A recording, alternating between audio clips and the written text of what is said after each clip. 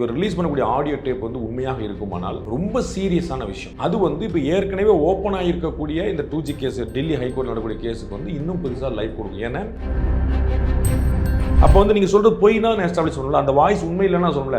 நீங்கள் சத்தம் காட்டாமல் ஏன் கடந்து போகிறீங்க? நம்ம வந்து தோண்டுனா அது வந்து தெரியாமல் ஏதாவது வேறு ஏதாவது வந்துருமோ அப்படிங்கிற ஒரு பயமா? இந்த கேள்வி வருமா இல்லை? இவ்வளோதான் அங்கே பிரச்சனை. இவ்வளோ பெரிய ஊழல் பண்ண ஆராசா மறுபடியும் எம்பி ஆயிருக்காருல்ல, அப்போ மக்கள் ஊழல் ஒரு பெரிய விஷயமா எடுக்கல அப்படின்னு. அது வந்து ரெண்டுமே செப்பரேட் கேஸ். பார்த்துங்க, நீங்கள் வந்து பூலந்தேவிங்கிறவங்க சம்பல் பள்ளத்தாக்கில் கொள்ளைக்காரியாக இருந்தவங்க, அவர்களை அந்த அம்மாவை வந்து எம்பி ஆகின தேசம் இது. டாக்டர் கிருஷ்ணசாமியால் பிஜேபிக்கு என்ன ஆதாயம் பார்க்கும்ல? டாக்டர் கிருஷ்ணசாமி ஒரே ஒரு தொழில் தான் ஓட்டு இருக்கு, அதுலேயும் அவரே தான் போட்டிடுவார். எனக்கு என்ன பெனிஃபிட்?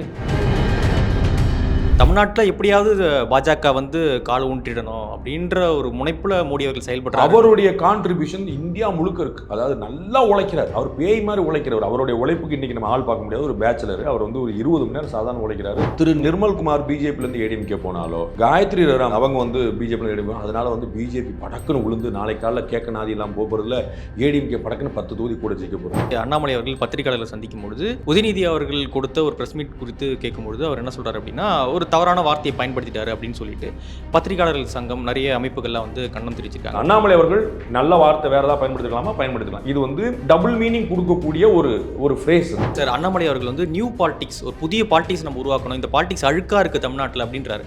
அப்போ அவர் முன்வைக்கிற அரசியல் வந்து இன்னும் கொஞ்சம் தூய்மையா இருக்கணும் இல்லையா, எதிர்பார்ப்போம் இல்லையா? திரு தமிழரி மணியன் மாதிரி பரவாயில்லையா? திரு வாசன் மாதிரி பரவாயில்லையா? உங்களுக்கு நீங்க ஓட்டு போட்டுருவீங்களா? முதலமைச்சர் ஆக்கிடுவீங்களா? ப்ரஸ்டிடியூட்னு சொன்னாங்களே, அதுக்கு என்ன செய்ய போறீங்க? ரெட் லைட் மீடியா அப்படின்னாங்களே, அதுக்கு என்ன செய்ய போறீங்க? அதெல்லாம் என்ன செய்யணும்? அப்போ அதுக்கெல்லாம் நம்ம என்ன செஞ்சோம்? ஒரு அறிக்கை கொடுத்தோம். இதுக்கு ஒரு அறிக்கை கொடுத்தோம். அடுத்த விஷயம்,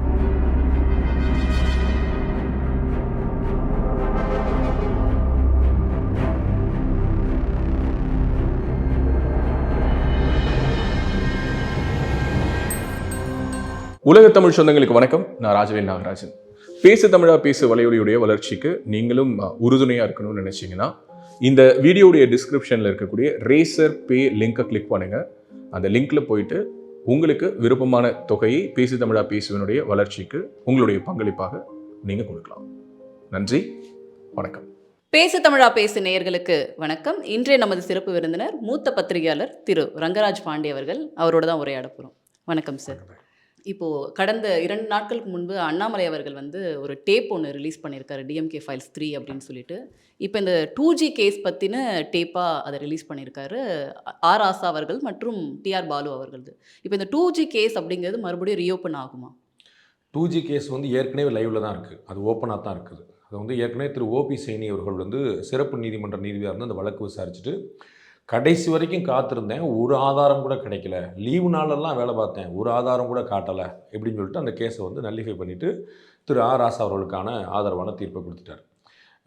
அப்போ நமக்கு வந்து அப்பீலுக்கு போய் இப்போ வந்து டெல்லி உயர்நீதிமன்றத்தில் அந்த கேஸ் இப்போ இருக்குது, லைவில் இருக்குது. அநேகமாக இந்த ஏப்ரல் மேக்குள்ளேயே வந்து திரும்ப அது வந்து வரும், அது காலக்கிரமத்துப்படி வரும். இப்போ நமக்கு என்ன தெரியுது? திரு அண்ணாமலை அவர்கள் வெளியிட்ட டேப்பெல்லாம் உண்மையாக இருக்குமானால் அது எல்லாமே சப்ஜெக்டிவ் ரிவிஷன் நம்ம பார்க்குறோம். இன்றைக்கி ஆர்டிஃபிஷியல் இன்டெலிஜென்ஸ் ரொம்ப அதிகமாக வந்துருச்சு. எங்கள் அண்ணன் பிடிஆர் பழனிவேல் தியாகராஜன் வந்து சத்தியமாக அது என் வாய்ஸ் கிடையாதுங்க, யாரோ பண்ணிட்டாங்கன்னு சொல்லிட்டு டொனால்டு ட்ரம்ப்பு, ஜோ பைடன் அவங்களுடைய வாய்ஸ்லாம் போட்டு காட்டி சொன்னார். நம்மளும் பார்க்கும் பாரத பிரதமர் நரேந்திர மோடியே இது வந்து சீரியஸான கன்சர்ன் தான் சொல்கிறார். ஸோ இப்போ இவர் ரிலீஸ் பண்ணக்கூடிய ஆடியோ டேப் வந்து உண்மையாக இருக்குமானால் ரொம்ப சீரியஸான விஷயம். அது வந்து இப்போ ஏற்கனவே ஓப்பன் ஆகியிருக்கக்கூடிய இந்த 2G கேஸ், டெல்லி ஹைகோர்ட் நடக்கக்கூடிய கேஸுக்கு வந்து இன்னும் பெருசாக லைஃப் கொடுக்கும். ஏன்னா இது வந்து காங்கிரஸ் பீரியடில் நடந்த பிரச்சனை, காங்கிரஸ் பீரியடில் நடந்த விசாரணை, ஊழலும் காங்கிரஸ் பீரியடில், விசாரணையும் காங்கிரஸ் பீரியடில். அப்போ எப்படி இருந்துச்சுன்னா சிபிஐ டைரக்டர் வந்து சரியாக விசாரிக்கலைங்கிறது ரொம்ப கண்கூடாக தெரிஞ்ச விஷயம். அவங்க வந்து ரொம்ப பெருசாக டெவில்ஸ் வைக்கவே இல்லை. ஜேபிசின்னு சொல்லக்கூடிய ஜாயிண்ட் பார்லிமெண்ட்ரி கமிட்டி வந்து ஒரு கூட்டம் வந்து போட்டு அவங்க வந்து விசாரிக்கிறாங்க. அவங்க வந்து அவங்கள வந்து திரு ஆர் ராசா என்னை விசாரிங்கன்றார். அவங்க மாட்டோம் நீ ஏதாவது எழுதி கொடுத்துருப்போன்றாங்க. அப்போ விசாரிங்கன்னு சொன்னால் கூட மாட்டேங்கிற அளவுக்கு போயிருந்தாங்க. அப்போ ஒரு பெரிய இது வந்து எப்படின்றது எதேச்சா நடந்த ஒரு விஷயம் இல்லை, திட்டமிட்டு நடந்த விஷயம் அப்படிங்கிற மாதிரியான ஒரு குற்றச்சாட்டை திரு அண்ணாமலையோட டேப் வந்து ரிலீஸ் பண்ணுது.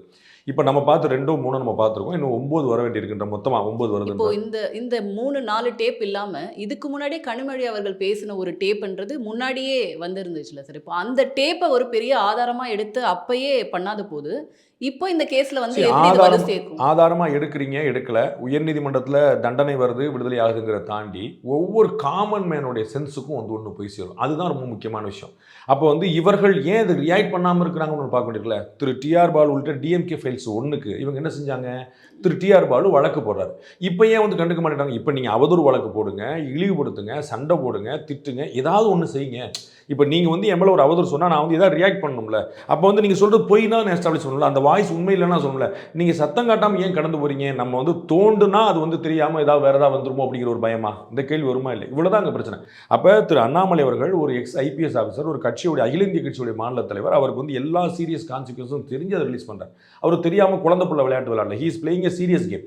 அப்போ இதுக்கு வந்து ஒரு பொலிட்டிக்கல் நெரேட்டிவ் செட் பண்ணுறக்காக தான் பண்ணுறாரு. இதுக்கு பின்னாடி அரசியல் இருக்குமா? 100% இருக்கும். அரசியல்லாம் இல்லை, அது வந்து புனித விஷயம், வந்து ஊழல் ஒழிக்கும் அப்படிலாம் நான் சொல்ல. அரசியல் கட்டாயம் இருக்கும். அது வந்து அதுக்கு எந்த டயத்தை ரிலீஸ் பண்ணுறாரு, எதுக்காக ரிலீஸ் பண்ணுறாரு, ஏன் பார்ட் ரிலீஸ் பண்ணுறாரு, ஏன் பிட்டு ரிலீஸ் பண்ணுறாரு, எல்லாத்துக்கும் முன்னாடி ஒரு காரணம் இருக்கும். நான் சொல்கிறது நம்மகிட்ட 2 கேள்வி தான் நாங்கள் எழுவோம். இப்போ வந்து நீதிமன்றத்தில் தண்டிக்கப்படுறாங்க இல்லைங்கிறது அப்புறம் விட்டுருங்க. நமக்கு என்ன, இந்த டேப்லாம் உண்மையா இல்லையா? அப்போ இவங்க எல்லாம் பிளான் பண்ணி தான் செஞ்சாங்களா இல்லை? இதுக்கு தானே பதில் தரணும்.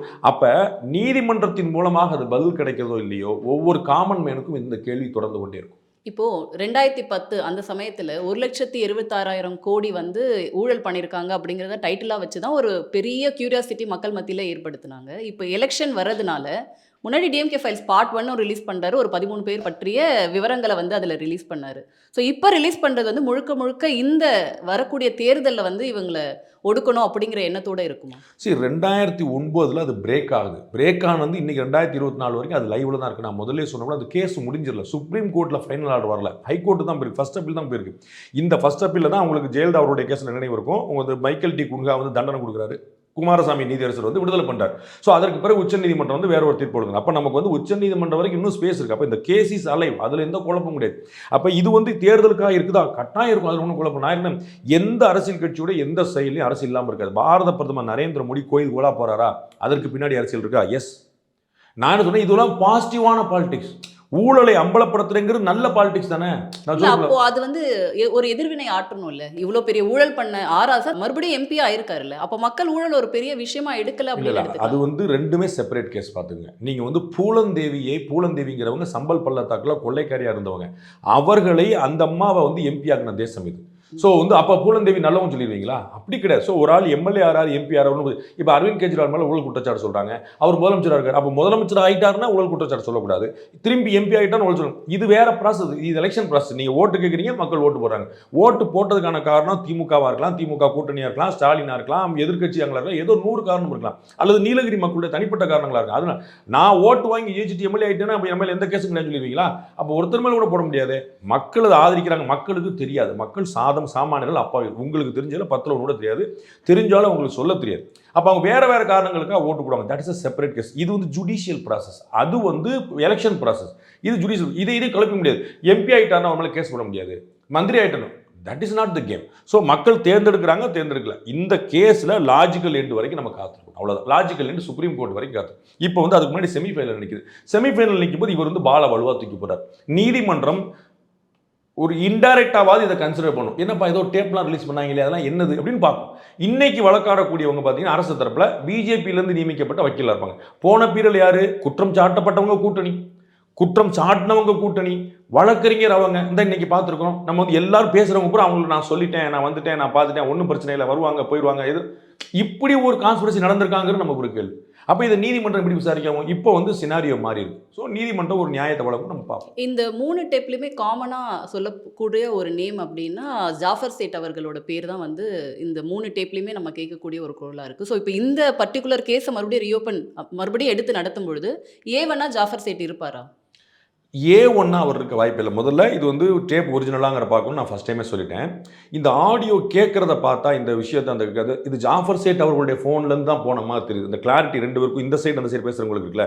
அப்போ ஒருவேளை இது ஒரிஜினலாக இருந்தால் இந்த எண்ணில் தான் போயிருக்கும் அப்படிங்கிற மாதிரி தெரியுது. அது வந்து இவங்க டேப் பண்ணாங்களா, அவங்க டேப் பண்ணாங்களா, இவங்க டேப் பண்ணது வேற ஆட்ட போச்சா, லாட் ஆஃப் திங்ஸ் அது நமக்கு தெரியாது. ஒரிஜினலாக டூப்ளிகேட்டாக எல்லா கேள்வியும் அப்படி இருக்கும்.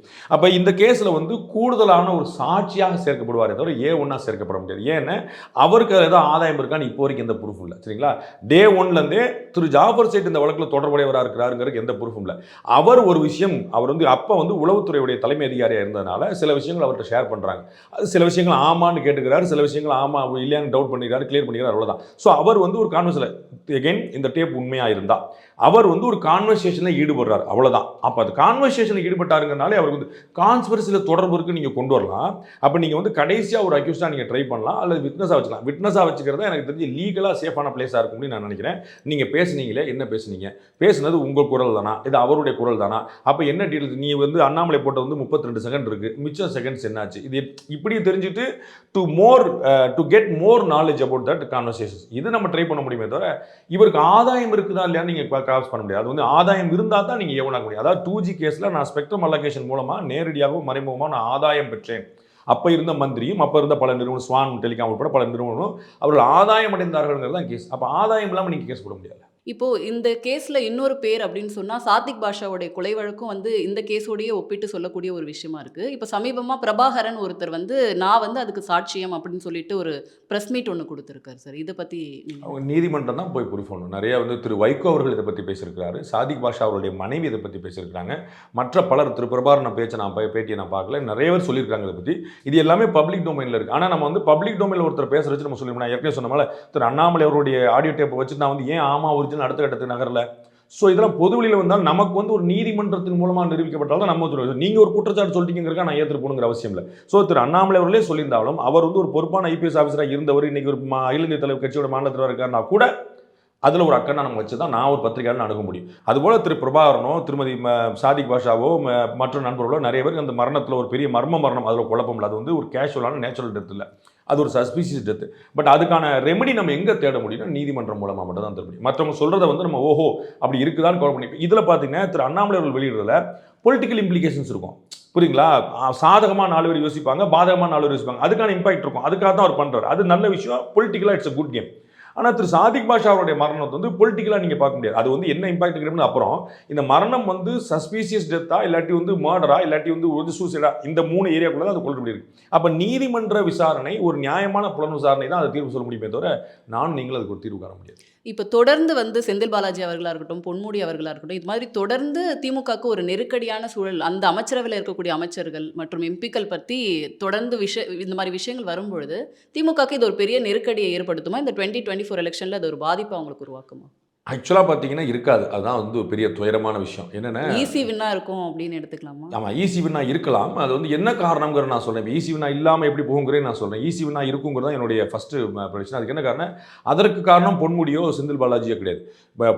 செந்தில் பாலாஜி அவர்கள் வந்து அதிமுக பீரியடில் அவர் செஞ்சதாக சொல்லப்பட்ட வழக்கு வந்து நடந்துட்டு இருக்கு. திரு பொன்முடி அவர்கள் வந்து திமுக பீரியட்லேயே செஞ்ச வழக்கு. ஸோ அவர் தான் ஃபஸ்ட்டு திமுக பீரியட்லேயே ஊழல் செஞ்சு திமுக பீரியட்லேயே கன்விக்ட் ஆகிருக்கக்கூடிய ஒரு அமைச்சர். ஸோ இதுதான் ஃபஸ்ட்டு கன்விக்ஷன். ஆக்சுவலாக செந்தில் பாலாஜியோட நீங்கள் அக்கௌண்ட்டில் செக் முடியாது. ஏன்னா உங்களுக்கு ஞாபகம் திரு செந்தில் பாலாஜி அவர்கள் பற்றி தமிழக முதலமைச்சர் ஸ்டாலின் அவர்கள் எதிர்க்கட்சி தலைவராக இருக்கும் 100 சொன்னார்.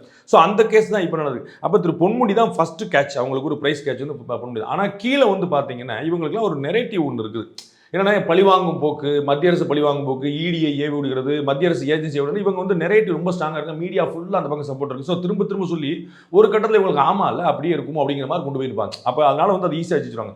ப்ளஸ் எலெக்ஷன் வின் பண்ணுறதுக்கு இதுக்கும் எந்த சம்மந்தம் இல்லை. நான் பலமுறை சொல்லுவேன், எலெக்ஷன் வின் பண்ணுறதுக்கான காரணம்னா 2019 21 என்ன அலையன்ஸ் இருந்ததோ அந்த அலையன்ஸ் அப்படியே இருக்குது டிஎம்கே. ஆனால் 2019 இருந்த ஏடிஎம்கே அலையன்ஸ் இப்போ இல்லை, 2021 இருந்த பிஜேபி அலையன்ஸ் இப்போ இல்லை. அப்போ அவங்க வந்து இவங்க உடஞ்சிருக்காங்க, அவங்க அப்படியே நிற்கிறாங்க. அப்போ ஆட்டோமேட்டிக்காக பலத்தின் அடிப்படையில் ஏற்கனவே 19 ஜெயிச்சவங்க, 21 ஜெயிச்சவங்க யார்? எதிர நீங்கள்லாம் சேர்ந்துருந்த போது ஜெயிச்சவங்க, எதிர இன்னைக்கு நீங்கள் பிரிஞ்சிருக்கீங்க, அவங்க சேர்ந்தே இருக்கிறாங்க, தொடர்றாங்க. அப்போ இப்போ நம்ம நீங்க சொல்ற கால்குலேஷன்ல வலுவான கட்சியா பாஜக இருக்குன்னு எடுத்துக்கணுமா, திமுக இருக்குன்னு எடுத்துக்கணுமா? நம்ம ஓவரால் இந்தியாவில் ஒரு பெரிய வலுவான கட்சியா திமுக இருக்கு தமிழ்நாட்டில், ரொம்ப பெரிய வலுவான கட்சியா பாஜக இருக்கு இந்தியாவில். தமிழ்நாட்டை பொறுத்தளவுக்கு திமுக நம்பர் 1 கட்சி. அதில் எந்த குழந்தைகளுக்கு கூட குழப்ப முடியாது. இப்போ எந்த ஒரு இம்பாக்ட்டுமே திமுகக்கு இந்த 24 எலெக்ஷன்ல இருக்காதா? ஏன்னா மழை தோல்விங்கிறது வேறங்க, நீங்க எலெக்ஷன் ரிசல்ட்ங்கிற வேற. நம்பர்ஸ் இவங்க எப்படி பண்றாங்க, இவங்க எவ்வளவு சீட் எடுக்கிறாங்க, எவ்வளவு ஓட்டு எடுக்கிறாங்க, இந்த டிஃபரன்ஸ் உங்களால் காட்ட முடியும். அது வந்து இன்னைக்கே பாத்தீங்கன்னா ஏடிஎம்கே விட இன்னைக்கு நம்மளுடைய ப்ராபபிலிட்டி பார்க்கணும். நம்ம வந்து எதுவும் உத்தரவாதமா சொல்ல முடியாது, யாருமே கமிட் பண்ணல. ஆனால் நாமளா ஒரு கணக்கில் வந்து இங்கி பிங்கி வாங்கி போட்டு எங்க போகணும்னு யோசிச்சோம்னா, நாளைக்கு வரப்போகிற அதிமுக கூட்டணியை விட நாளை கழிச்சு வரப்போகிற பாஜக கூட்டணி ஸ்ட்ராங்கா தெரியுது இன்னைக்கு. அவர்கள் பாஜக, அந்த ஓபிஎஸ் அவர்கள், டிடிவி அவர்கள், சசிகலா அவர்களுடைய ஆதரவு, பாட்டாளி மக்கள் கட்சி, தேசிய முற்போக்கு திராவிட கழகம், அப்படி மற்றவங்களுடைய பாரிவேந்தர், கிருஷ்ணசாமி, இந்த மாதிரி மற்றவங்க, ஏசி சண்முகம், இந்த மாதிரி மற்றவங்களாம் சேர்ந்து வந்தாங்கன்னா BJP alliance will be very stronger than ADMK. ஏன்னா இன்னைக்கு தேதி ஏடிஎம்கேவோட அவங்களும் எஸ்டிபிஎன் தவிர வேறு யாரும் இல்லை இன்னைக்கு தேதி. பாமக அங்கே வருவாங்களான்னு பார்க்கணும். எனக்கு தெரிஞ்சு பாமக என்ன யோசிப்பாங்க, பிஜேபி கூட சேர்ந்துட்டு ஒரு எம்பி ஜெயிச்சா கூட மந்திரி பதவி கேட்கலாம். இங்கே பாமக அதிமுக கூட போயிட்டு 5 எம்பி ஜெயிச்சாலும் நீங்கள் ஒன்றும் செய்ய முடியாது. நீங்கள் கடைசி வரைக்கும் இப்போ வந்து டிஎம்கேக்கு வந்து 38 எம்பி இருக்கிறாங்க. என்ன பிரயோஜனம்? 38 எம்பியும் 5 வருஷம் 38 எம்பியாக தான் இருந்தாங்க. இவங்க ரூலிங் பார்ட்டியாக இருந்தாங்கன்னா 5 மினிஸ்டர் இன்னைக்கு. ஸோ அதையும் பாமக யோசிக்கும். அதுதான் எல்லாருமே தேமுதிகவும் ஒன்று நினைப்பாங்கன்னா, நம்ம சுதீஷ்க்கு நிப்பாட்டி வச்சுட்டு நமக்கு ஒரு ராஜ்யசபா வந்து வாங்கிட்டோம், இல்லாட்டி சப்போஸ் வெற்றி வாய்ப்பு கிடைக்கல ராஜ்யசபா கேட்டோம், இல்லாட்டி ஒரு மந்திரி கேட்டோம், ஏதோ ஒன்று கேட்கும். ஸோ எல்லாருக்குமான ஒரு ஸ்பேஸ் என்ன, 2024 மோடி அவர்கள் திரும்ப வர்றாங்கிறது இந்தியாவில் யாருக்கும் குழப்பம் இல்லை, ஐஎன்டி அலையன்ஸ்லையும் யாருக்கும் குழப்பம் இல்லை. அப்போ இவங்களாம் நினைப்பாங்க இங்கே இருந்துட்டா நமக்கு ஒரு ஆதாயம் நினைப்பாங்க, குறிப்பாக பாமக உட்பாதனம். ஸோ நாளைக்கு வந்து கூட்டணின்னு வரும்போது பிஜேபி கூட்டணி ஸ்ட்ராங்காக இருக்கக்கூடிய வாய்ப்பு இருக்குது. அப்போ அவங்க எவ்வளோ ஓட்டு வாங்குறாங்கிற பார்க்கணும். நல்ல ஓட்டு வாங்கினாங்கன்னா இன்டைரக்டாக அது திமுகவுக்கு பாதத்தை ஏற்படுத்தும். அது இன்னைக்கு அவங்களுக்கு சீட்டாக பாதத்தை ஏற்படுத்தாலும் நாளைக்கு வந்து திமுக நம்பர் 1 கட்சியாக இருக்கும், பாஜக நம்பர் 2 கட்சின்னு கிளைம் பண்ணிக்கலாம். அதிமுக விழுந்துருச்சுன்னு. அப்போ நம்ம அதிமுக 24 முடிச்சிட முடியாது, 26 பார்க்கணும். பட் இருந்தாலும் இந்த ஒரு கிரேத் இருக்குல்ல. இப்போ நீங்கள் வந்து இந்த ஹாஃப் வேலியில் நீங்கள் நல்ல மார்க் வாங்கிட்டீங்க, அப்போ நீங்கள் அனுவல்லையும் வாங்குவீங்கன்னு ஒரு எதிர்பார்ப்பு தான். நீங்கள் நல்ல மார்க் வாங்கிட்டீங்கிற ஒரு அப்ரிசியேஷன் உங்களுக்கு வந்து 24 கிடைச்சிடும். ஏடிஎம்கே பிஜேபி கூட்டணி பற்றி நீங்கள் பேசுனீங்க. அது வந்து பிஜேபி கூட்டணி வலுவாக இருக்குன்னு சொல்கிறீங்க. ஆனால் வந்து கிருஷ்ணசாமி அவர்களே வந்து அண்ணாமலைக்கு எதிராக பல அறிக்கைகளும் பல வார்த்தைகளும் வந்து விட்டுறதை நம்மளால் பார்க்க முடியுது. பிஜேபி கூட்டணிக்குள்ளேயே தமிழ்நாட்டுக்குள்ள ஒரு பிளவு இருக்குது, ஒரு ஒற்றுமை இல்லை அப்படின்னு நம்மளால் பார்க்க முடியும். இப்போ எல்லாருமே எல்லாரோடையும் பேசிகிட்டு இருக்காங்க. திரு டிடிவி தினகரனுக்கு வந்து அதிமுக பாஜக கூட்டணி இல்லை அப்படின்னா திரு டிடிவி தினகரனுக்கு ஆப்வியஸ் சாய்ஸ் பிஜேபி. அவங்க வந்து பிஜேபி வந்து டிடிவி தினகரனுக்கு எதிராக இல்லை, சரிங்களா. திரு ஓபிஎஸ் அவர்களுக்கு ஆப்வியஸ் சாய்ஸ். ஆனால் அவங்க ஏன் யாருமே கமிட் பண்ண மாட்டாங்க? ஏன்னா அரசியலில் நம்ம வந்து அன்லஸ் அன்டில் கன்ஃபார்ம் எவ்வளோ சீட்டு, எந்தெந்த தொகுதி, யார் யார், இதை கொஞ்சம் பேசாமல் நம்ம நடுவில் விட்டோம்னா நம்ம மாட்டிக்குவோம். இப்போ நான் வந்து உங்கள்கிட்ட வேலைக்கு வரேன்னு சொல்லிட்டேன்னா நான் சொன்ன கணக்கில் நான் வந்து உங்களுக்கு கீழே வந்துடுறேன்.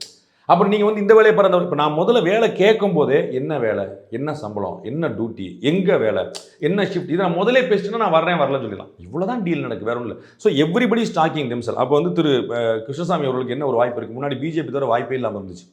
இப்போ பிஜேபி அலைன்ஸ் ஸ்ட்ராங்கராக இருக்கிறதுனால ஏடிஎம்கேல ஒரு நீட் இருக்குது. இப்போ தென்காசி வந்து யார் எனக்கு கொடுக்குறாங்களோ அவங்க கூட அலைன்ஸ் அப்படின்னு வைக்கலாம். ஸோ தென்காசி தொகுதி நீங்கள் கொடுக்குறாங்க. ஏன்னா வந்து பிஜேபியில் தென்காசி தொகுதியில் ஆல்டர்னேட்டிவ் கேண்டிடேட் அவங்க வச்சிருக்கிறாங்க கணக்கில் பிஜேபியை பொறுத்தளவுக்கு. அப்போ இது நமக்கு கிடைக்குமா அவங்களுக்கு கிடைக்குமா? பிஜேபி எப்பவுமே சொன்னால் ஒரு தொகுதிக்கு 3 பேர் போட்டு வச்சிருப்பாங்க, அந்த மாதிரி வேலை பார்க்கக்கூடியவங்க. திரு ஹெச் ராஜா வந்து நான் இனிமேல் எலக்ட்ரல் பாலிட்டிக்ஸ்லாம் நான் இல்லைன்னு சொல்லிட்டார். அவர் நான் தேர்தலில் போட்டியிட போகிறேன். ஸோ சிவகங்கைக்கு வேறு கேண்டிடேட் நீங்கள் தேடியாங்க. இப்படி ஒரு 2-3 பேர் வந்து வேறு எல்லாம் வச்சிருப்பாங்க. அவங்க தென் சென்னைக்கு எனக்கு தெரிஞ்சு 15 கேண்டிடேட் இருக்கிறாங்க. நீங்கள் கூட நீங்கள் போகலாம் வேணும் விருப்பப்பட்ட அவ்வளோ கேண்டிடேட் இருக்காங்க. 16 போகலாம், ஒன்றும் பிரச்சனை இல்லை. அப்போ வந்து ஒவ்வொரு இடத்துக்குமே இந்த ஒரு ஆல்டர்னேட்டிவ் இருக்கும்போது திரு டாக்டர் கிருஷ்ணசாமிக்கு ஒரு டவுட் இருக்கலாம். இல்லை ஒரு கூட்டணியாக இருக்கும்பொழுது அதெல்லாம் பேசிட்டு தான் சார் டிசைட் பண்ணணும். நம்மளே நீங்கள் தான் போய் வேலை செய்யுங்க அப்படின்னு சொல்லிட்ட பிறகு கூட்டணி கட்சிக்கு எப்படி ஒரு நம்பிக்கை வரும், இந்த தொகுதி வந்து நம்ம கேட்டு வாங்கலாம் அப்படின்னு நம்பிக்கை எப்படி கூட்டணி கட்சிகள் வரும்? கூட்டணிங்கிறதே போத் பெனிஃபிஷரியாக இருந்தால் தான். உங்களை வச்சு நான் வாழணுங்கிற எந்த கட்டாயமும் கிடையாது. உங்களை வச்சு நான் வாழணும்னு முடிவு பண்ணேன்னா என்னால் உங்களுக்கு லாபம், உங்களால் எங்களுக்கு லாபம் இருந்தால் மட்டும் நான் வாழ முடியும். டெய்லி புருஷங்காரன் ஓச்சிட்டு இருப்பான்னு யார் கல்யாணம் பண்ணுவா? டெய்லி பொண்டாட்டி வந்து வேற எங்கேயாவது சுற்றிட்டு இருப்பான்னு யார் கல்யாணம் பண்ணுவா? ஸோ நீ என்னையை பார்த்துக்கிற, நான் உன்னையை பார்த்துக்கிறேன் தான் கல்யாணம் நடக்க முடியும். அப்போ டாக்டர் கிருஷ்ணசாமியால் பிஜேபிக்கு என்ன ஆதாயம் பார்க்கும்ல? டாக்டர் கிருஷ்ணசாமி ஒரே ஒரு தொகுதியில் தான் ஓட்டு இருக்குது, அதுலேயும் அவரே தான் போட்டிடுவார். இப்போ எனக்கு என்ன பெனிஃபிட்டு? அப்போ டாக்டர் கிருஷ்ணசாமியால் எனக்கு 10 தொகுதியில் மற்ற தொகுதிகளில் அவருக்கான அந்த வாக்குகள் இல்லைன்றீங்க. That has to be proven. இல்லை அதுதான் சொல்கிறேன். இவரால் 10 தொகுதியில் லாபம், நம்ம அவருக்கு ஒரு தொகுதி கொடுக்கணும். இப்படி மியூச்சுவலில் தான் போகும். அதை தான் அவர் பேரம் பேசுவார். அவர் வந்து அதுதான் அதிமுகலையும் சொல்வார், அதுதான் அவர் பாஜகலையும் சொல்வார், ரெண்டுலையும் சொல்வார். ஸோ 2 பேரில் யார் சீட்டு கொடுக்குறாங்களோ அவங்களோட செய்வார். அவ்வளோதான். இப்போ தமிழ்நாட்டுக்கு வந்து மோடி அவர்கள் இன்று வராரு. இந்த இதில் வந்து நிறைய பாஜக நிர்வாகிகள் வந்து அவர் சந்தித்து பேசுகிறாரு அப்படின்னு வந்து சொல்கிறாங்க. இதில் இந்த கூட்டணி தொடர்பான பேச்சுவார்த்தைகள் நீங்கள் தான் கேண்டிடேட் அப்படின்னு எதனா ஒன்று பேசுவதற்கான வாய்ப்பு இருக்கா சார்? திரு நரேந்திர மோடி அவர்கள் எனக்கு தெரிஞ்சு இந்தியாவிலே எந்த கேண்டிடேட்டையும் ஃபிக்ஸ் பண்ணுவார்னு எனக்கு தோணல. நான் கேள்விப்பட்ட வர அவர் வந்து ஒரு ஓவரால் பிக்சர் கொடுக்கக்கூடிய வாய்ப்பு தான் இருக்குது. இந்த மாதிரி பண்ணுங்கள், இந்த மாதிரி பண்ணாதீங்கன்னு சொல்லி ஓவரால் ஏதாவது 1-2 பேர் அவருக்கு தெரிஞ்சவங்க தப்பு பண்ணிடாதீங்கன்னு சொல்லும்போது அவர்கிட்ட லிஸ்ட் எப்படி எல்லாமே அவர்கிட்ட லிஸ்ட்டு போகும். நான் அந்த எப்படி அந்த ஸ்பெக்ட்ரம் ஒர்க் ஆகுங்கிற பார்க்குறவங்கனால சொல்கிறேன், எல்லா லிஸ்ட்டும் அவர்கிட்ட போகும். Unless until there is a shock and surprise அவர் வந்து வேறு எதுவுமே தொட மாட்டார்னு நினைக்கிறேன். ஆனால் வந்து இங்கே இவரை போடுங்க அங்கே வர போடுங்கிற இடத்துக்கு அவர் போகவே இல்லை. That is what my understanding. அது வந்து திரு சந்தோஷ் அவர்கள் தலைமையில் அவங்க ரெடி பண்ணி அதுக்கப்புறம் திரு ஜேபி நட்டாவுடைய ஒப்புதல் வாங்கி அதுக்கப்புறம் அமித்ஷாவோட ஃபைனலைசேஷனோட முடிஞ்சிருக்கு. இங்கே தான் இதுக்கப்புறம் வந்து ஒரு கிராண்ட் அப்ரூவலுக்காக தலைவர்கிட்ட ஏதாவது நாங்கள் ஒன்றும் தப்பு பண்ணல, எல்லாம் கரெக்டாக தானே இருக்குன்னு பார்க்குறக்காக அவர்கிட்ட போகுது. அப்போ யாராவது ஒரு இப்போ சிட்டிங் மந்திரி வேண்டாம் இல்லாட்டி வேற இப்படி அப்படின்னு ஏதாவது ஒன்று 11th hour சேஞ்சஸ் ஏதாவது பண்ணாலே தவிர மற்றபடிலாம் இங்கே இல்லை. இங்கே வந்து அவர் எப்படி என்கிட்ட ஒரு முக்கியமான தலைவர் வந்து பேசும்போது சொன்னார், நான் வந்து 10 தடவையாக பார்த்துருப்பேங்க இந்த 10 வருஷத்தில் பிஜேபியோட முக்கியமான தலைவர் ஒருத்தர். I have at least met him 10 times in these 10 years. ஒரு தடவை கூட அவர் என்கிட்ட பாலிடிக்ஸே பேசலைன்னார். நரேந்திர மோடி ஒரு முறையோட ஹெல்த்தை பார்த்துக்கோ, எப்படி இருக்குது தமிழ்நாடு, எப்படி இருக்குது, சூப்பர் எப்படி இருக்குது, இந்த திருக்குறள் ஏதோ சொன்னாங்களே அந்த கோயிலுக்கு பார்த்துருக்கு, இப்படி தான் நார்மலாகவே பேசிட்டு இருக்கார். வந்து ஒரு தடவை கூட வந்து அரசியல் பண்ணி ஸ்டாலின் என்ன செய்யணும் தெரியுமா, பேசுனது அந்த பிஸ்னஸே அவர் பேசினதில்லை. ஏன்னா அவர் வந்து அதுக்கு நான் நாட்டை பார்த்துக்கிறேன், நீ கட்சியை பார்த்துக்கணும், அவங்களுக்குள்ள ஒரு பெரிய கிளாரிட்டி வந்து திரு அமித்ஷா வந்து முழுக்க கட்சியை பார்த்துக்கிறார். அதனால தான் அவர் வந்து வெறும் எம்பியாக இருந்தாலும், திரு ஜேபி நட்டா அகில இந்திய தலைவராக இருந்தாலும், திரு சந்தோஷ்ஜி வந்து அகில இந்திய பொதுச்செயலாளராக இருந்தாலும், இவர் எப்படி உள்ள வர்றாருன்னா இந்த கணக்கில் தான் இவர் தான் பார்ட்டியை பார்த்துக்கிறார். அப்போ ஏதாவது ஒரு டவுட்டுக்கு தான் இங்கே போய் நிற்கிறாங்களே தவிர இவருடைய என்ட்ரி டேட்டில். ஸோ இப்போ நரேந்திர மோடி அவர்கள் வந்து தமிழ்நாட்டுக்கு வந்திருக்கும் போது அவங்க எல்லாருமே பேசி நல்லா இருக்கும் சார், சூப்பராக இருக்கும் சார், நம்ம 30 ஜெயிச்சலாம் சார், 40 ஜெயிச்சலாம் சார், 50 லட்சம் ஓட்டு ஒரு சாம்பாங்க, வெரி குட் நல்லா பண்ணுங்க, இவ்வளோதான். நீ இந்த கள்ளக்குறிச்சியில் இப்படி பண்ணுங்க, அந்த விருதாச்சலத்தில் இப்படி பண்ணுங்க, திருச்சியில் இப்படி பண்ணுங்க, அந்த நுவான்சஸ்க்குலாம் அவர் போகிறதில்ல. நல்லபடியாக போயிட்டுருக்கீங்களான்னு போயிட்டு ஒரு ஹாப்பியாக இருக்கார். எனக்கு தெரிஞ்சு ராமர் கோயிலுக்கு வாங்கலாம் சொல்லிட்டு இருப்பார், அவ்வளோதான். அவர் வந்து அவருடைய பிளெஸிங்ஸ். அவர் வந்து இப்போ வந்து ஒரு அடுத்த நார்மல் ஒரு பிரைம் மினிஸ்டர், ஒரு பொலிட்டிஷியனுங்கிற லேயர்லேருந்து ஒரு லேயர் மேலே போய் ஒரு ஆச்சாரியா பிரம்மா குரு ரிஷி அந்த இடத்துக்கு போயிட்டார். நான் வந்து ராஜர்ஷின்னு சொன்னேன்ல, நான் ஏற்கனவே சொன்னதான், ஒரு 25 வருஷத்தில் நம்ம இந்தியாவில் ஒரு சாமியாக பார்க்க போகிறாங்க. 25 வருஷம் கட்டாயம் நீங்கள் இருப்பீங்க. 20 வருஷத்தில் மோடி பாபா அப்படின்னு சொல்லிட்டு வந்து ரொம்ப பயங்கர அருளாசி கொடுப்பார். அவர் வந்து ஒட்டுமொத்த உலகத்தை ஆட்டி படித்தார்னு 25 வருஷத்தில் we are going to read history about him. அது நடக்கத்தான் போகுது. அதற்கான ஆரம்ப அறிகுறிகள்லாம் அவர்கிட்ட வந்துருச்சு. That is what he is trying. அப்போ வந்து சின்ன பெட்டி பாலிட்டிக்ஸ்லாம் நான் பார்க்காம அதெல்லாம் மற்றவங்க பார்த்துருன்னு சொல்லிட்டு அவர் வந்து அடுத்த லேயரில் ஏறிட்டார். இது 2024 இந்த ஆண்டு தொடங்கியே 2 தடவை வந்து தமிழ்நாட்டுக்கு வந்துட்டார். அப்படி இருக்கும்பொழுது தமிழ்நாட்டில் எப்படியாவது பாஜக வந்து கால் ஊன்றிடணும் அப்படின்ற ஒரு முனைப்புல மோடி அவர்கள் செயல்படுறார். அவருடைய கான்ட்ரிபியூஷன் இந்தியா முழுக்க இருக்கு. அதாவது நல்லா உழைக்கிறார். அவர் பேய் மாதிரி உழைக்கிறவர். அவருடைய உழைப்புக்கு இன்னைக்கு நம்ம ஆள் பார்க்க முடியாது. ஒரு பேச்சுலர். அவர் வந்து ஒரு 20 மணி நேரம் சாதாரண உழைக்கிறாரு. திரு கருணாநிதி அவர்கள் எப்படி வந்து உழைச்சிட்டு இருந்தார் அந்த மாதிரி. அதாவது தூக்கம் வரலன்னா கூட அதை கன்ஸ்ட்ரக்டிவாக ஏதாவது செய்யுது.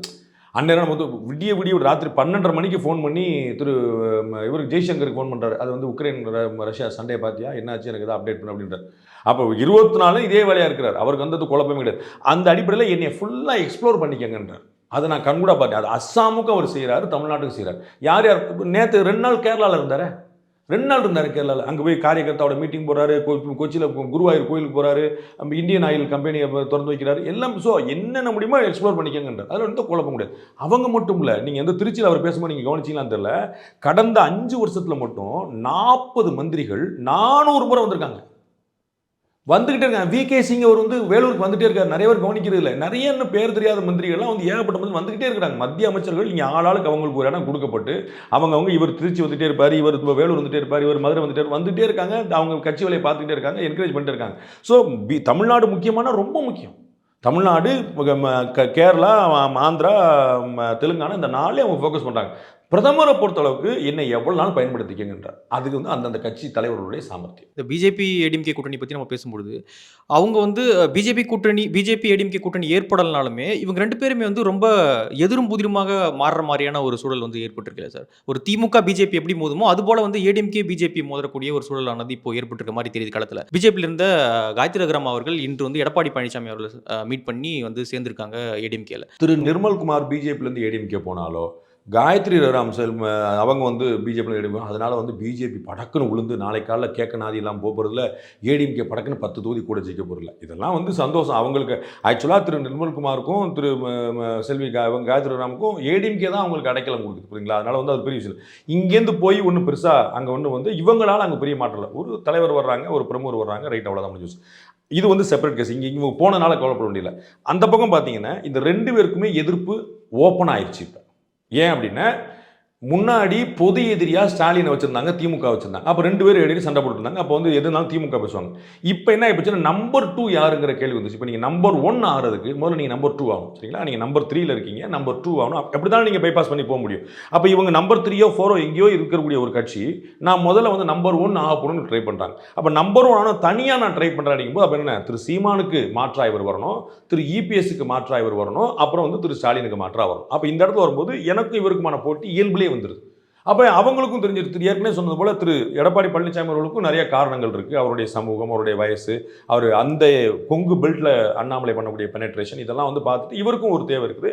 திரு அண்ணாமலை அவர்களுக்கும் வளரணும்னு பார்த்தபோது அப்புறம் எல்லாத்தையும் துவம்சம் பண்ணிட்டு மேலே வர்றது, அது கூட பழகிறவங்க எதிர பழகிறவங்களாம் பார்க்க முடியாது. அரசியல்வாதினா நேராக டாப் போஸ்ட் அடையிறது தான் அவங்களுடைய நோக்கம். அதுக்காக முயற்சி பண்ணுறது. அப்போ இந்த 2 பேருமான ரைவல்ரி வந்து ஓப்பன் ஆயிடுச்சு. எப்போ இந்த எஸ்டிபிஐயுடைய மாநாட்டில் திரு எடப்பாடி பழனிசாமி அவர்கள் போய் பேசிட்ட பிறகு இந்த பாஜக அதிமுகக்கான கூட்டணி கதவு மூடிடுச்சுன்னு நினைக்கிறேன். ரொம்ப தெளிவாக கத்தம் போட்டு அவங்கவுங்க ஆளுக்கு ஒரு செப்பரேஷன் போட்டு முடிஞ்சு போயிட்டாங்க. ஸோ இனிமேல் வந்து இந்த ட்ராக் வந்து இப்போ பிஜேபி வர்சஸ் ஏடிஎம்கேவும் போகும், அது ஒன்றும் குழப்பம் இல்லை. ஆனால் இவங்க ஃபோக்கஸ் பண்ணுறது டிஎம்கே தான். அதான் வந்து துக்ளக் ஒரு ஆண்டு விழாவில் வந்து திரு அண்ணாமலை வந்து கேலியாக சொன்னார், நான் வந்து மெக்ரா பாலை போட்டுட்டு இருக்கேன், நீங்கள் சும்மா இடையில நெட் பிளேயர்ஸ்லாம் இடையில வராதிங்க அப்படின்னு. அப்போ அது வந்து அவங்க சொல்லுவாங்க அதெல்லாம் குழந்தை பிள்ளைங்க. இதுக்கு முன்னாடி அவர் திரு எடப்பாடி பழனிசாமி சொல்லி செஞ்சிருக்காரு, ஏமா சின்ன பிள்ளைய பேசலாம், அரசியல் முதிர்ச்சி உள்ளவங்க பேசுறதுக்கு என்ன கேளுங்கப்பா அப்படின்னு சொல்லிட்டு. ஸோ இந்த ரைவல் வந்து இனிமேல் வரத்தான் செய்யும், ஒன்றும் குழப்பம் இல்லை. இன்று காலை அண்ணாமலை அவர்கள் பத்திரிகையாளர்களை சந்திக்கும் பொழுது உதயநிதி அவர்கள் கொடுத்த ஒரு பிரஸ் மீட் குறித்து கேட்கும்பொழுது அவர் என்ன சொல்றாரு அப்படின்னா, ஒரு தவறான வார்த்தையை பயன்படுத்திட்டாரு அப்படின்னு சொல்லிட்டு பத்திரிகையாளர்கள் சங்கம் நிறைய அமைப்புகள்லாம் வந்து கண்டனம் தெரிவிச்சிருக்காங்க. ஒரு பத்திரிகையாளராக நீங்க எப்படி பார்க்குறீங்க அந்த பிரஸ் மீட்டை? திரு உதயநிதி ஸ்டாலின் அவர்கள் வந்து ஒரு பேட்டி கொடுக்குறாரு. அந்த பேட்டி கொடுத்ததை பற்றி இவர்கிட்ட கமெண்ட் கேட்குறாங்க. இவர் சொல்லும்போது ஒரு உதாரணத்தை சொல்லி இந்த மாதிரி சொல்கிறாங்க. அந்த வார்த்தைகள் வந்து எப்படிங்கிறது ஒவ்வொருத்தர் பயன்படுத்துகிற சென்ஸை பொறுத்தது. நம்ம வந்து நேற்று வந்து டாக்டர் செந்தில்குமார்கிட்ட நான் பேட்டி எடுத்திருந்தேன், தருமபுரி எம்பி அவர்கள்ட்ட. அப்போ அவர் என்ன சொன்னார், நான் கோமியங்கிற வார்த்தையை பயன்படுத்தினேன், பார்லிமெண்ட்லேருந்து அதை எடுத்துட்டாங்க, எனக்கு ஒரு சந்தோஷம், கோமியங்கிற வார்த்தை அன்பார்லிமெண்ட்ரின்னு நம்ம பார்லிமெண்ட்டே ஒத்துக்கிடுச்சு அப்படின்னாரு. சொல்ல போகிறீங்களா? அது புனிதமான விஷயம்லாம் நீங்கள் சொல்லிட்டு இருந்தீங்களே, பார்லிமெண்ட்டை ரிமூவ் பண்ணிட்டாங்க. ஏன் ரிமூவ் பண்ணாங்க? அப்போ அவங்களுக்கே ஒத்துக்கிட்டாங்க. அப்படி ஒரு ஆனந்தம் அவங்களுக்கு. ஸோ திரு அண்ணாமலை அவர்கள் வந்து ஊருக்கு வந்து உங்களுக்கு ஞாபகம் இருக்கும், கடலூரில் வந்து பிரஸ் மீட்டை பார்க்கும்போது ஏன் நீ ஆம்புஷ் பண்ணுறீங்க, குரங்கு மாதிரி இங்கே தவறீங்க அங்கே தவறீங்கன்னு கேட்டார். ஸோ அவருடைய பாணி எப்படி இருக்கோ அவர் சொல்கிறார். அவரே பலமுறை சொல்லிட்டார், உங்களுக்கு பிடிக்கலையா என்னை பாய்காட் பண்ணுங்க, நீங்கள் எதுக்கு என்னை கேள்வி வைக்கிறீங்க, அப்புறம் பதில் சொன்னால் வந்து நீ அப்படி சொல்லி அப்படி நான் சொல்லி நீங்கள் தீர்மானிக்கல. இவர் ஓப்பனாக சொன்ன விஷயம். அவர் எதுவுமே வந்து குரங்கு மாதிரி குதிக்கிறீங்கன்னு சொல்கிறதோ, ஏன் ஆம்புஷ் பண்ணுறீங்கிறதோ, உங்களுக்கு வேண்டான பாய்காட் பண்ணாதீங்க, எதுக்கு நீங்கள் என்ன பேட்டி கேட்குறீங்கிறதோ, இது எல்லாமே அவர் ஓப்பனாக சொல்லிட்ட விஷயம். அதுக்கப்புறம் உங்களுக்கு ஏதாவது பிரச்சனை நீங்கள் தான் முடிவு பண்ணுமே தவிர அவர் அப்படி சொல்கிறாரு அவர் அப்படி சொல்கிறாருன்னு சொல்லலை. நம்ம அரசியல் தலைவர்கள் பத்திரிகையாளர்களை பற்றி சொல்லாத வார்த்தை கிடையாது. அப்படிப்பட்ட வார்த்தையை பார்த்தா இது வந்து ஒரு பெரிய மோசமான விஷயம் கிடையாது. இதுக்கு வந்து ஒரு 2 சென்ஸ் இருக்குது. அந்த சென்ஸ் சார், அண்ணாமலை அவர்கள் வந்து நியூ பாலிடிக்ஸ், ஒரு புதிய பாலிடிக்ஸ் நம்ம உருவாக்கணும், இந்த பாலிடிக்ஸ் அழுக்கா இருக்குது தமிழ்நாட்டில் அப்படின்றாரு. அப்போ அவர் முன்வைக்கிற அரசியல் வந்து இன்னும் கொஞ்சம் தூய்மையாக இருக்கணும் இல்லையா, எதிர்பார்ப்போம் இல்லையா? திரு தமிழரி மணியன் மாதிரி பரவாயில்லையா, திரு வாசன் மாதிரி பரவாயில்லையா, உங்களுக்கு நீங்கள் ஓட்டு போட்டுருவீங்களா, முதலமைச்சர் ஆக்கிடுவீங்களா? நியூ பாலிடிக்ஸ்னா அது வந்து இன்க்ளூடிங் த பாலிடிக்ஸ். பாலிடிக்ஸ் இல்லாமல் வெறும் நியூவா ஃப்ரெஷ்ஷாவா? திரு தமிழரி மணியன் தூய்மையான அரசியலை முன்னிறுத்துறார். திரு வாசன் அப்பழுக்கற்றவராக 5 ஆண்டு அமைச்சராக இருந்து ஒரு குற்றச்சாட்டு கூட இல்லாமல் இருக்கிறார். ஏன் நீங்கள் முதலமைச்சராக மாட்டீங்க? நீங்கள் வெறும் தூய்மை அரசியல் பேசிட்டு இருந்தால் இதான் நடக்கும். அப்போ அவர் ரொம்ப தெளிவாக சொல்கிறார், உங்களுடைய பாலிடிக்ஸ் தான் நான் பண்ண போகிறேன், அதை நான் சரி பண்ணுறதுக்கு உங்களோட முல்லை முள்ளால் எடுக்கணுன்றார். அப்போ நீங்கள் அவர்கிட்ட வேறு எதுவும் நீங்கள் எக்ஸ்பெக்ட் பண்ண முடியாது. அவர் நான் இங்கே தான் உட்காந்துருக்கேன், சாக்கடைக்குள்ளே கை விடணும்னா கை விட்டு தான் க்ளீன் பண்ண முடியும். அப்போ சாக்கடையில் கை விடாமல் எடுக்க முடியும். அப்போ நான் சாக்கடை கை விட்டால் ஏன் கை அழுக்காயிரும். இப்போ ஏன் கை அழுக்காகணும், இப்போ க்ளீன் பண்ணவே முடியாது.